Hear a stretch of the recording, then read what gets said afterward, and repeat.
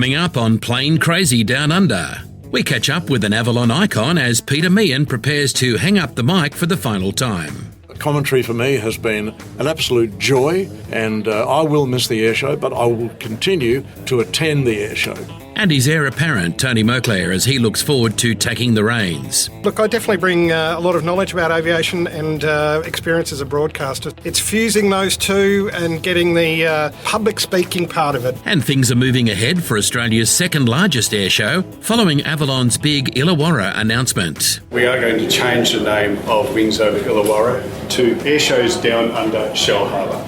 So get those airshow deck chairs ready. It's time to get plane crazy.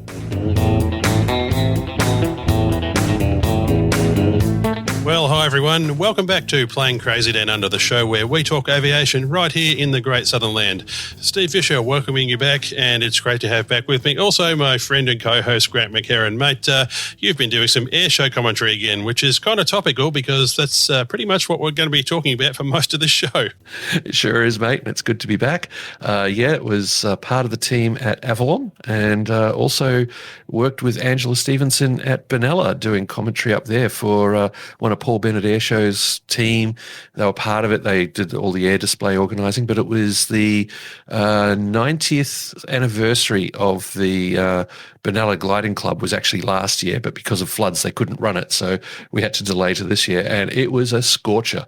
36 degrees Celsius was the ambient temperature, probably up around 40 on the tarmac, but that's some pretty hard, compact terrain, at an airport. It's not really grassy or lush or anything like that, especially in a rural Victorian area. So probably 36 to 38 and not very humid either. So it was just keep up the fluids and get on with it.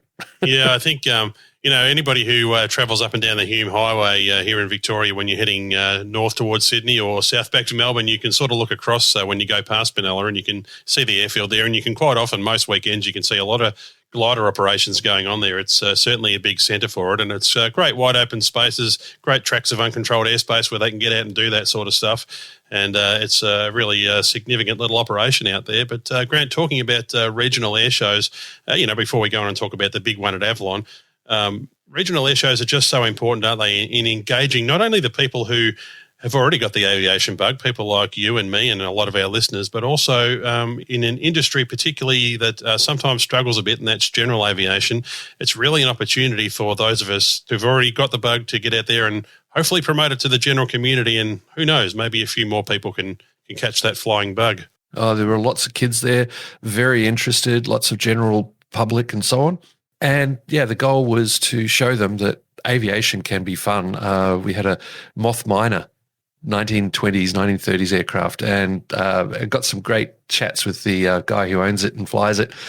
Former Royal Australian Navy pilot, actually used to land Grumman S2 trackers on HMAS Melbourne. Wow. So, maybe coming on the show in the not too distant future, mate. I'm glad to see you took the opportunity to twist his arm in the nicest possible way.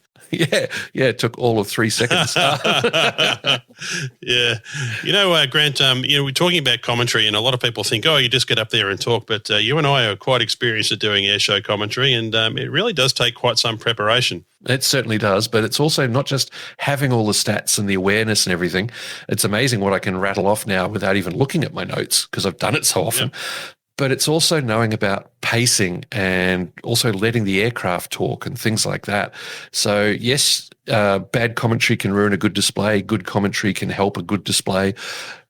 But it's making it so that the general public, not just the people really interested in aviation, but the general public get what you're on about and why this is so cool. Yeah, we might come back a little bit later in the show and talk about some other aspects about airshow commentary because really once you get into it, actually it's really quite the art form. But let's move on to Avalon. Now, of course, for many, many years, in fact, over 30 years, the voice of Avalon has been Peter Meehan. Anybody who's turned up and been to the airshow there at Avalon will have heard him talking right through and being able to rattle off so many stats and facts and figures and have great interview guests and really make that show flow right throughout the day. Well, Avalon 2023 was actually the swan song for Peter Meehan. He's decided to hang up the microphone, and this was his last one. So we took the opportunity to jump into the commentary box between displays and have a chat with Peter and, of course, his heir apparent, Tony Moclair.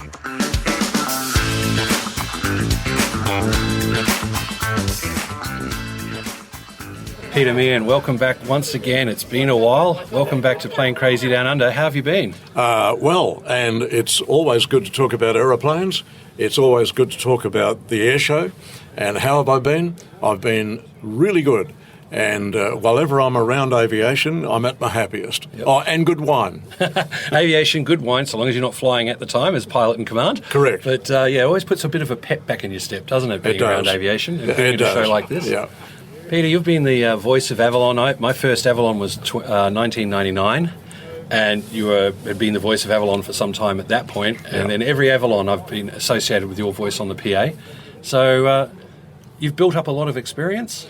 Well, I joined in 1992, and I don't like saying it was a fledgling air show. It really wasn't.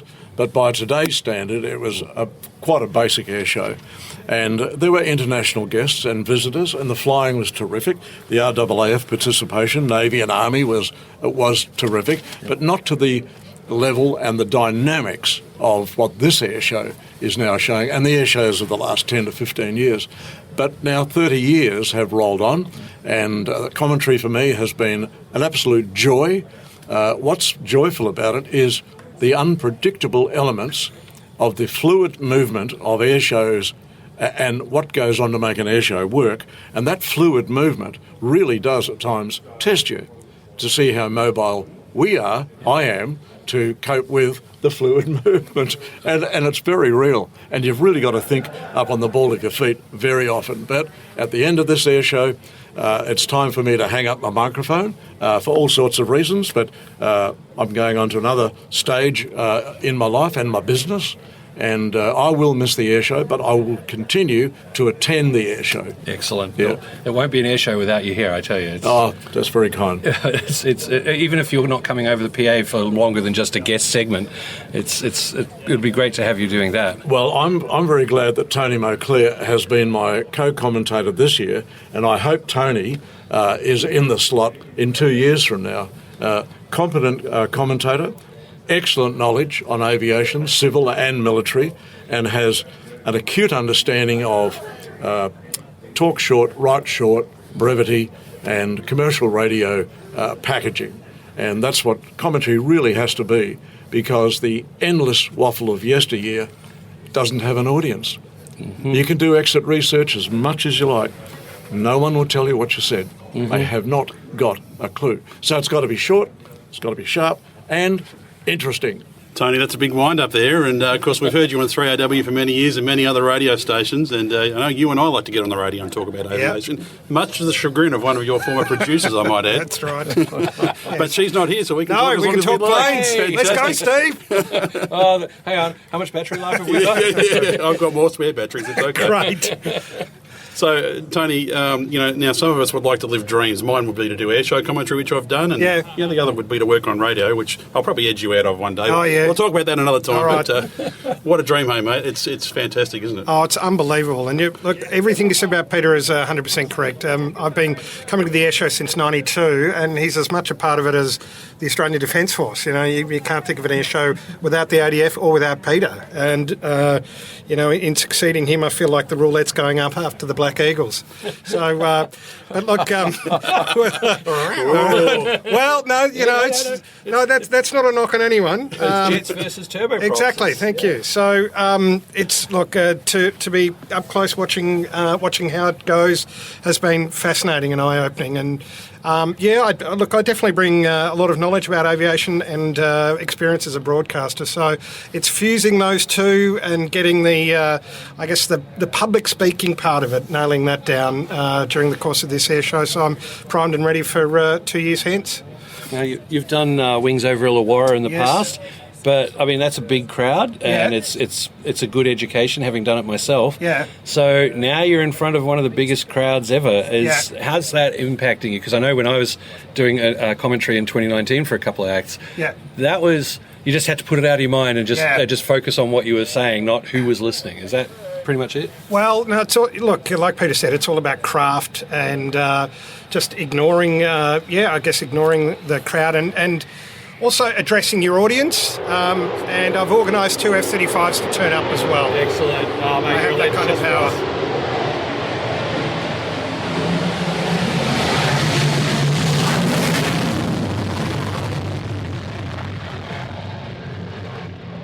Peter, I remember the first time when we spoke to you on the program many, many years ago, one of the things that really stood out for us, and we'd not done any commentary ourselves at that time, but you talked to us a lot about the importance of preparation before the airshow. Can you talk to us a bit about how you prepare for the airshow? For me, preparation is sort of ongoing. I had 24 years in the Air Force Reserve, getting out as a squadron leader, media manager. So during that 24 years and the years prior to me getting into the reserve, living with it all the time is really the preparation.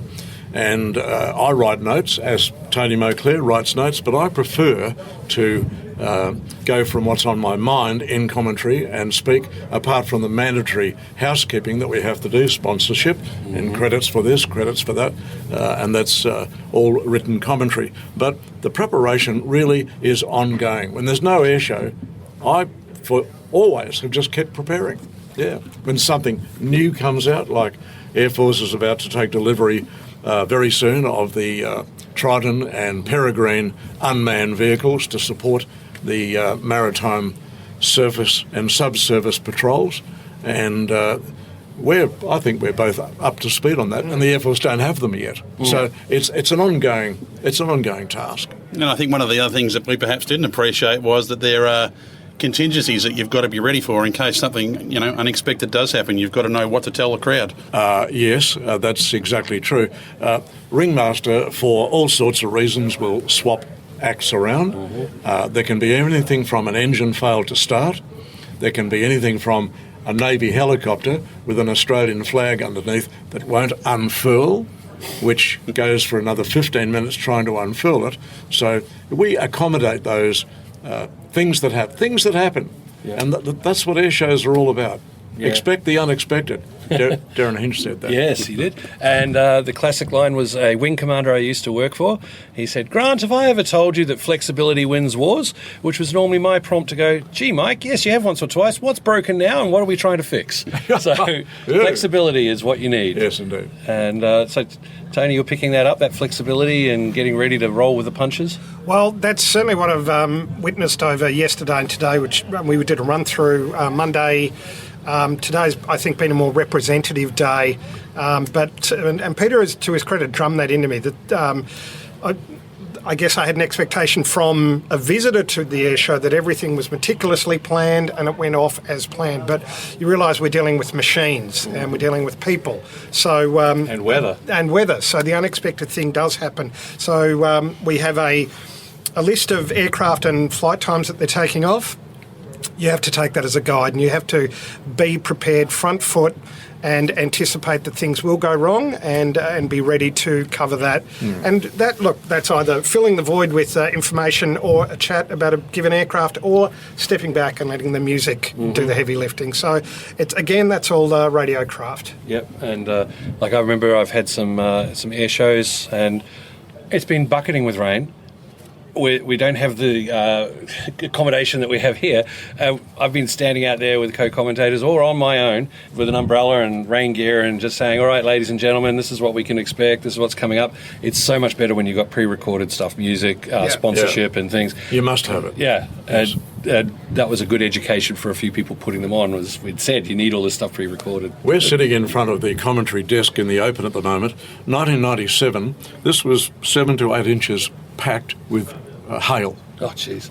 Wow. Yeah, the massive hailstorm. And it was 35 degrees, one of those days. So, quickly clear away the hail and get on with life. Yeah. Yes. Now, the two of you, you're handing over the reins to Tony. Yes.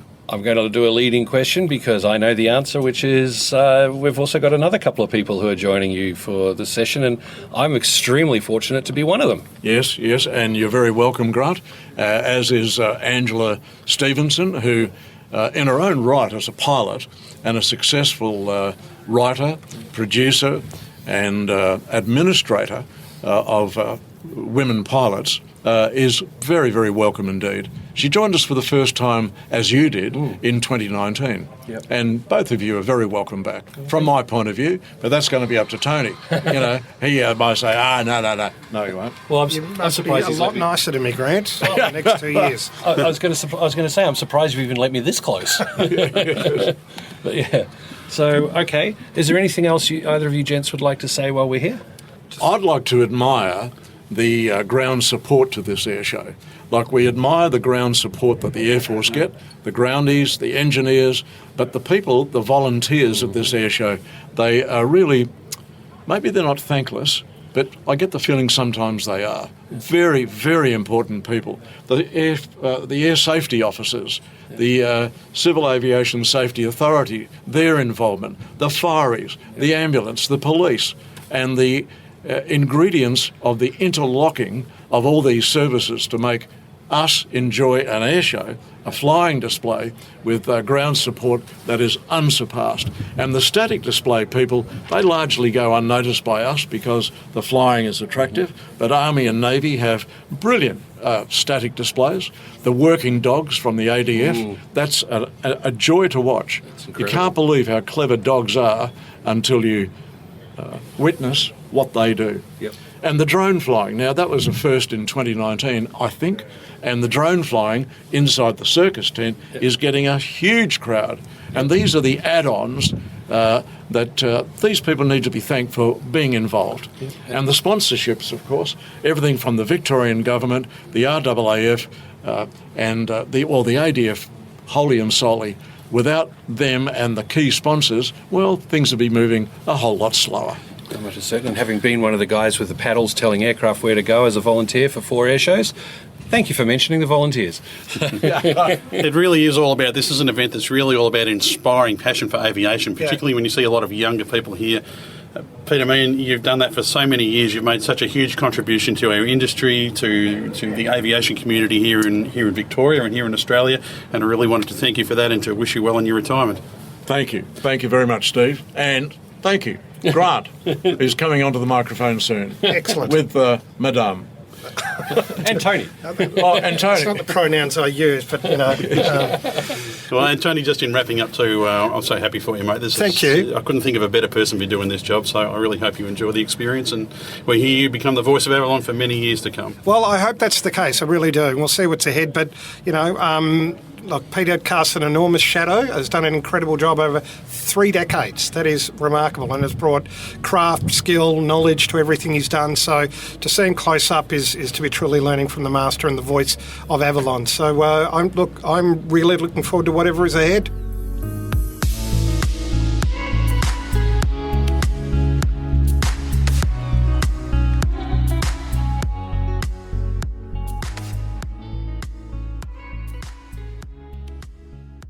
If you're listening to this podcast, chances are you're in the aviation industry. You could also be spending bucket loads of cash on advertising your business. Well, this won't cost you bucket loads. Advertise here on Plane Crazy Down Under, listened to by hundreds of aviation enthusiasts and professionals who might really like to hear about how your business could help theirs. We'll even throw in some advertising on our website as part of the deal. See our affordable rates at www.planecrazydownunder.com. Just click on the advertising with PCDU link. This is Extended, the ETOPS Aviation Podcast.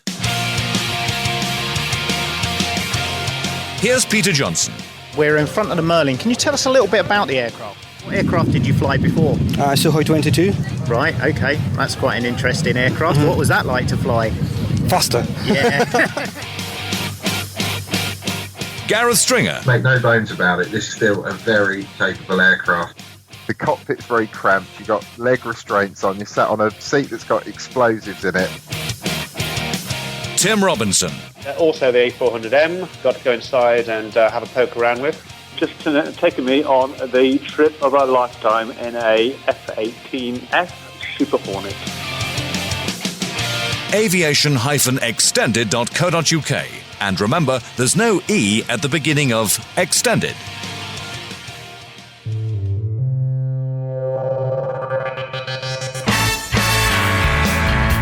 Hi, this is Leo Laporte of This Week in Tech and the Twit Network. You know, we don't do any aviation podcasts, thank goodness. I wouldn't want to compete with Steve and Australia's premier aviation podcast, Plane Crazy Down Under. You're listening to Plane Crazy Down Under, Australia's aviation show. Thanks so much for joining us. And it was really great to hear there from Peter Meehan and Tony Moclair. Of course, you can catch Tony on 3AW here in Melbourne on Australia overnights, Monday to Friday. and he does a great job. He talks a lot about aviation there, and of course we talked about his former producer there, Bianca Johnson. Boy, every time Tony used to start bringing up aviation topics, she'd put the mozzer on him, and I can think back to a time when I was in the studio the first time I went in there with him, and we were going to attempt to do an interview where two guys who are obsessed with aviation were going to attempt to not talk about aviation, and I think that lasted about 75 seconds before somebody, happen to think it might have been me, actually brought it up. I'm just imagining the bzzz on the producer's buzzer. Yeah, so his new producer, Woody, I think he's a little bit more tolerant of that sort of stuff, so he must be a good bloke. And that's not a slight on Bianca either. She's a really top operator too. You know, she's really a lot of good fun. It was a really great routine those two used to have. Anyway, Grant, speaking of people with great routines, we're going to stick with the topic here of airshow commentary and airshow commentary at Avalon. And, of course, Peter and Tony weren't the only two people on the mic. There was these other two people. Angela Stevenson, welcome to Playing Crazy Down Under. I don't think we've ever chatted with you on the show, have we? We haven't actually chatted on this show. No, Grant. no. We've caught up on various other scenarios. We can chat. I know, right? It's Often. getting us to stop that's the problem, which is probably why you and I are now part of the team here at Avalon on the commentary. And that's exactly right. And for this particular podcast, I'm going to be doing more talking right now than you. Oh, fantastic. So I'm going to take the opportunity to talk about you. Oh, no. We're talking about you. The audience doesn't want to hear about me. They just applauded when you said I'm going to be the one shutting up. So this is going to be a first, folks. Sit back and strap in. Okay, Angela, we've known each other for a very long time with air shows here in Melbourne and around Australia. So last Avalon in 2019, I was doing commentary for a couple of acts, but you were on the team, and that was where the nom de plume Angela at Avalon came up. It was, yes, and that was just some bright sparks idea about, well, you're Angela and you're at Avalon, why don't you call yourself Angela at Avalon? Because I try to keep my private life a little bit private. You know, I am Angela at Avalon, but I am Angela Stevenson, and Angela Stevenson writes for Australian Flying Magazine and for Flight Safety Magazine as well. Also, you have Angela Write Speak Fly, I believe. Yes, that's my website, www.writespeakfly.com. Thanks for that. Well, we'll get it in early. Right in now. Yeah, won't worry about the end of the day. I will have forgotten by the end of the chat. All right, Angela. Okay. You're here. You're writing. You're doing commentary, but you started off learning to fly at some point. What gave you the bug? Okay. Well, I didn't. Can I say I caught the bug? I definitely caught the bug, but I didn't start off with a bug. I used to be a white knuckle flyer. Mm-hmm. I could not get in a domestic jet without some form of assistance. The tranquilizer trolley was your friend? Perhaps, yes.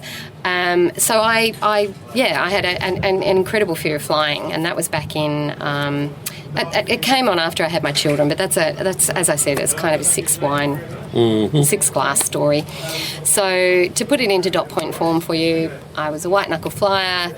I went off and I did the Qantas Fear of Flying course, and it was at that moment that I said to myself, actually I said to the woman that was leading the course, the only way I'm really going to get over this is to get in the cockpit. Then I went overseas for 11 years, lived all over the world, flew in all sorts of aircraft, started to get interested in different types of aircraft, had a few helicopter rides into some extraordinary places and went, holy crap, I want to fly helicopters. So when I got back to Australia, that's also a six wine story, but I won't tell you about that, bore your listeners with my private life. Oh, she's leaving us in suspended. I tell you, there's so much we'll have to come back for in a future episode. So I came back and I did my first trial instructional flight in a helicopter up at Kippering in an R-22, and I had a great time. He let me have it for about 6 minutes. You know, I was hovering and doing all those sorts of things. On the first go? On the first go. Wow. And I was stoked, absolutely stoked.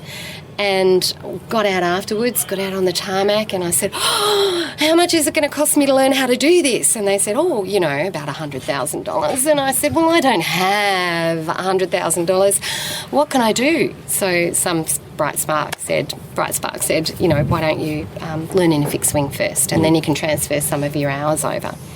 So then I learnt a jabberoo. As I said to you, this is a long and involved story. I'm not sure you want to know this, but okay, let's keep going. Come on, you're making it longer by telling us that bit. Dot points. I know. It's difficult to talk in dot points, Grant. I know, right? We do commentary and all they give us is dot points. I was, private life, I was just going to ask you for your tax file number and nothing else. No, I want the whole six wine story. But when you first said it was a 6 wine story, I thought you meant, me, Steve, and a couple other people whining. But, no, it's... I'm good at that, don't worry. So no. You're in the jabberoo, you do your fixed wing. Yeah, I in the jabberoo, did the fixed wing out at Lilydale Airfield, really enjoyed that, loved that, and then ended up buying an air tourer. So Good I have. choice. It's not technically an air tourer. It's a T6, a New Zealand built AESL T6. Gotcha. But if you just say T6, people of course think of the great big stinky, The lovely, great big thing, and I don't have one of those. So You don't have shares in an oil company, clearly. no, and so I have an air tourer. And the way that I got into commentary was I was doing some. My partner is a formation pilot, so I'd spent a lot of time in formation in the right seat with him. And then at Lilydale in 2017, we had an air show. I helped to run that. And Bob Irvine, my dear friend, who was actually part of the formation, usually did the commentary, he said, "Angela, you're doing commentary for our formation." And I said, "I can't do that." "Oh my God." He said, "You can talk." I said, "Okay, well, I'll give it a crack, but I can't promise you that I'm going to be any good at this." Anyway, somebody at the air show heard me and saw what I did and said that would be great. And then I got asked to be part of this. Excellent. And that was it. And I believe you've also recently got your formation endorsement. Oh, yes. Oh, yes. I'm glad you mentioned that. But enough about me, anyway. Yes, I'm probably, I would be one of Australia's newest formation endorsed pilots. Yay. As you speak to me right now. Yeah. Probably one of the best things I've ever done. Yeah. Very challenging. Oh, the upgrade in skill, the upgrade in, or the revisiting of what confidence is probably the biggest thing I've learned about it. Gaining confidence and understanding the trust level between pilots, the discipline that it takes in briefing, the discipline that it takes in the aircraft, and the fact that I now know what rudders are for. Without having to fly a tail dragger to learn about it. Without having to fly a tail dragger to learn what a rudder's for. Yeah. But my air tourer, I don't use my rudder a lot. It doesn't Footrest. really need it, except when you're on finals or, turning. Crosswind. Yeah, a little bit of this, a little bit of that. But when you're doing formation, you are on those rudders all the time. You suddenly realise what they're for, and it's wonderful. Understanding the performance envelope of my aircraft has been a huge learning curve, and that's been fantastic. I'm so excited to get out there and push it so much harder than I have up to this point. So that's been my journey. And now here we are on the team.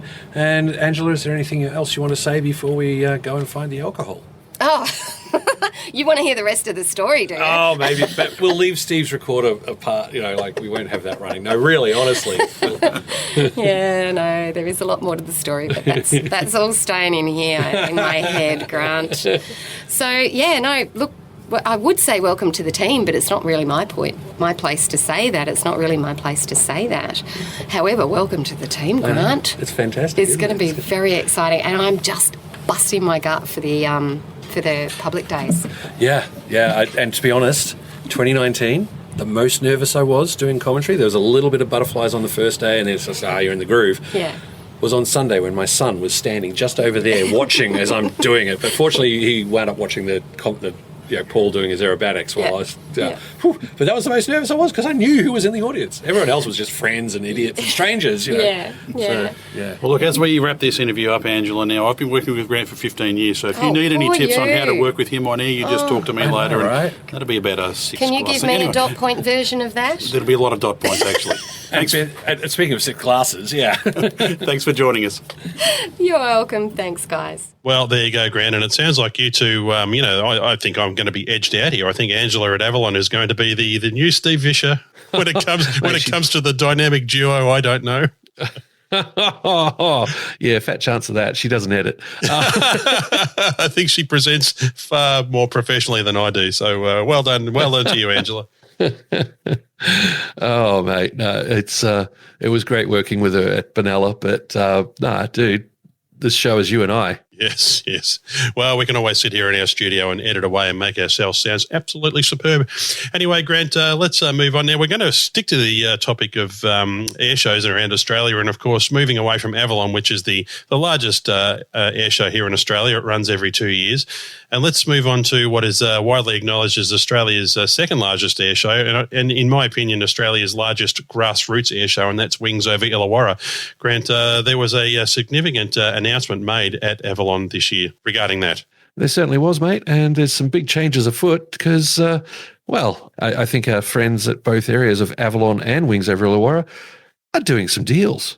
So we're here today to announce that AMDA has reached agreement with Bright Events, or Mark Bright in particular, to take over the operation of Wings Over Illawarra effectively now, really.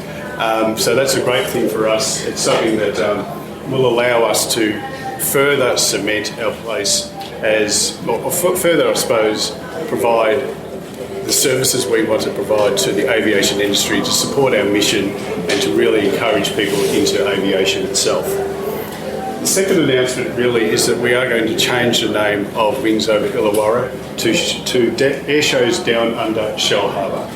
So we're returning to that Airshows Down Under brand that we had for this show for many years. Avalon 23 will remain at Avalon, but that Airshows Down Under Shellharbour brand will commence. And the date for the next Airshows Down Under Shellharbour will be the 1st to the 3rd of March next year. So basically we're going to be running an air show every year. We'll run this air show and then we'll run the Shellharbour one, and we'll run it every 2 years. So there'll be an air show every year. One will be here, one will be at Shellharbour.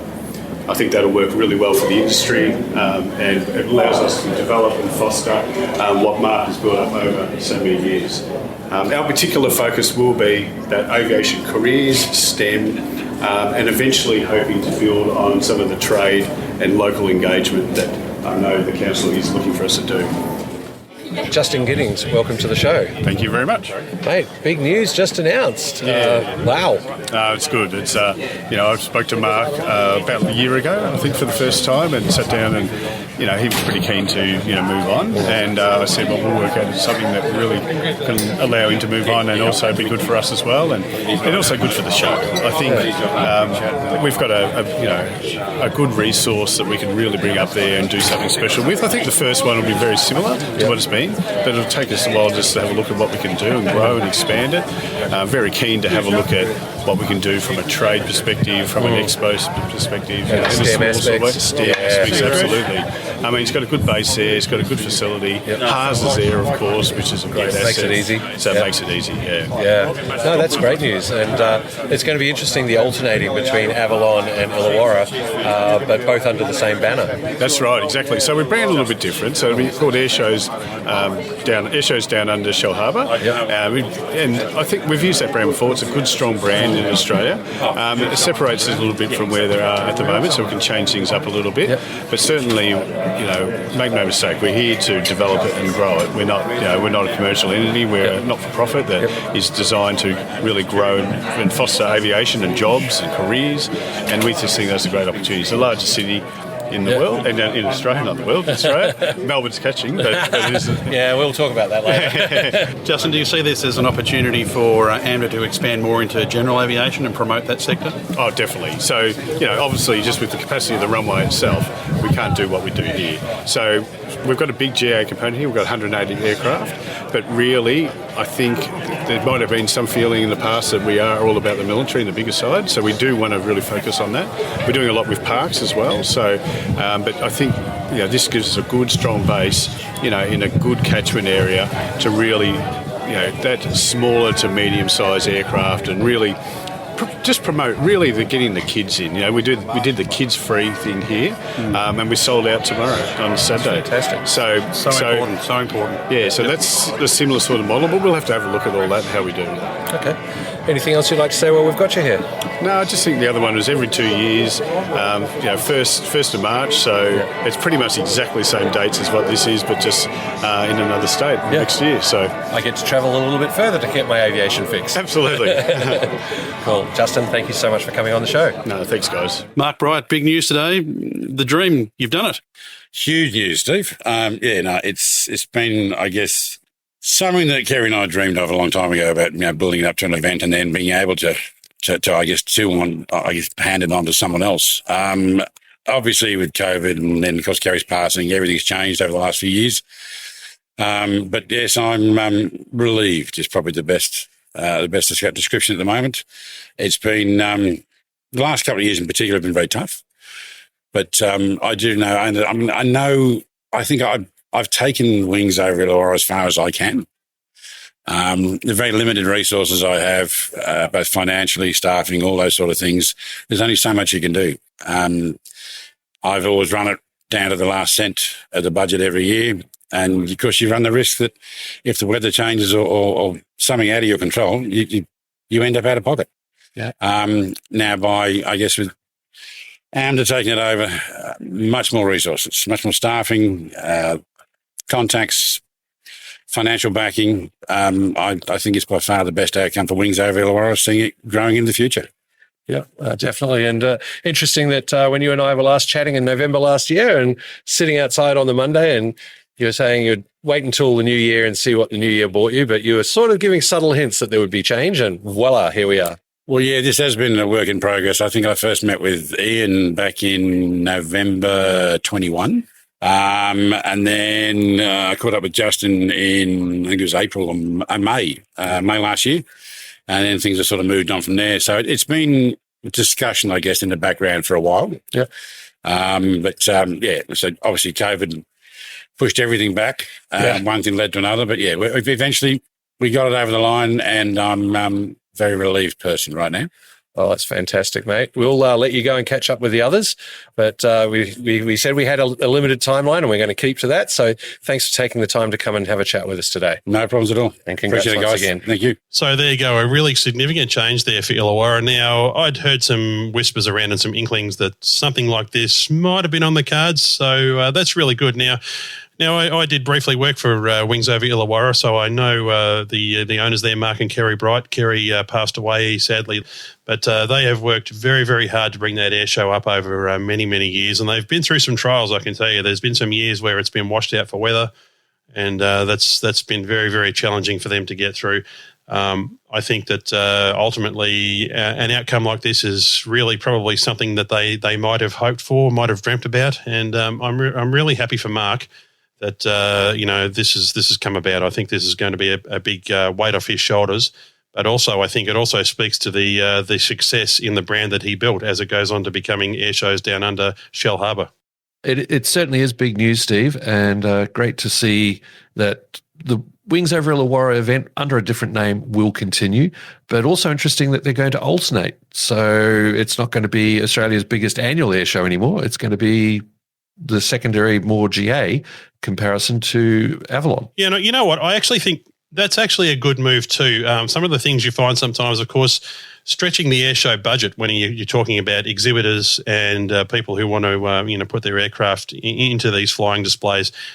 Sometimes there is a bit of a feeling around that they're sort of saving their dollars so they can go to Avalon. I think this process where we're going to space these two events out between each other, and also being run by the same organisation, I really think that will go a long way towards, solving that sort of problem, and it'll give us the best of both worlds. And I think it's also telling in the name, Airshows Down Under, Shellharbour.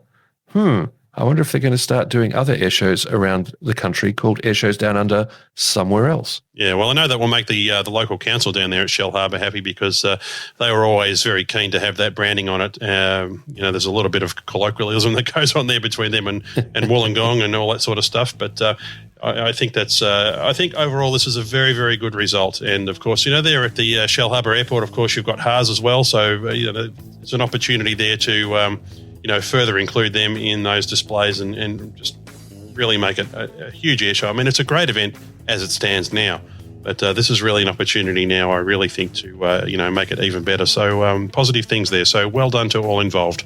Indeed. Watch this space, as they say.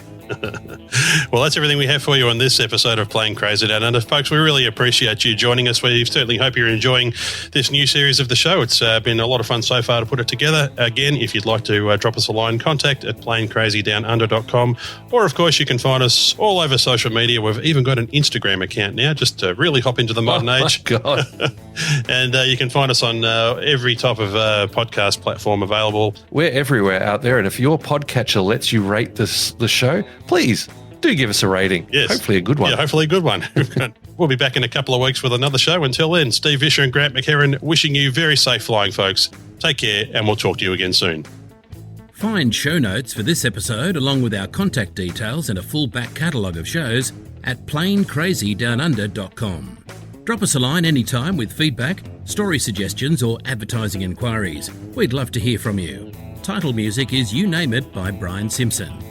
Playing Crazy Down Under is a Southern Skies media production.